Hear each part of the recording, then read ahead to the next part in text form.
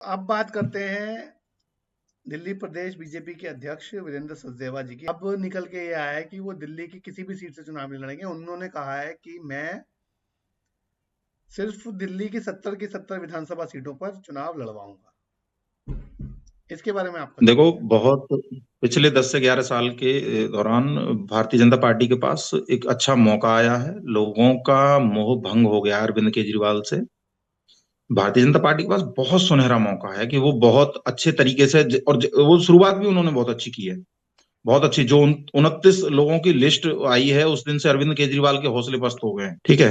तो सचदेवा जी के सामने, सचदेवा जी बहुत बड़ा काम करने वाले हैं। 70 सीटों पे वो खुद चुनाव लड़ रहे हैं। एक तरह से ये समझ लीजिए प्रदेश अध्यक्ष की बहुत बड़ी जिम्मेदारी है। बेहतर है उनका निर्णय जो है वो बहुत ही आगे उनके लिए। उनका भविष्य अगर दिल्ली में भारतीय जनता पार्टी की सरकार आती है तो उनका भविष्य वैसे भी अच्छा है।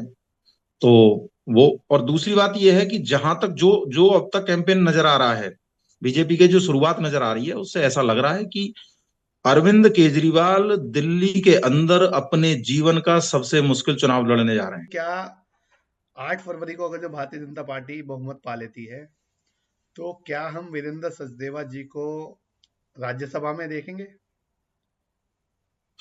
हाँ, हो सकता है। राज्यसभा में काफी सीटें खाली होती रहती हैं, तो राज्यसभा में बिल्कुल हो क्योंकि सकते हैं वीरेंद्र सचदेवा जी।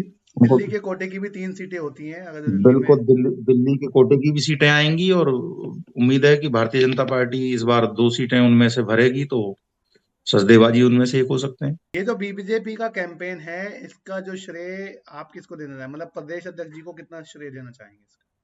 प्रदेश अध्यक्ष नहीं, प्रदेश अध्यक्ष बहुत अच्छा मैनेजमेंट कर रहे हैं। मैंने उन्हें बोलते हुए भी सुना है, बहुत अच्छा बोलते हैं। और जो कॉन्फिडेंस उनमें नजर आ रहा है, जिस तरीके इससे का कॉन्फिडेंस उनमें नजर आ रहा है।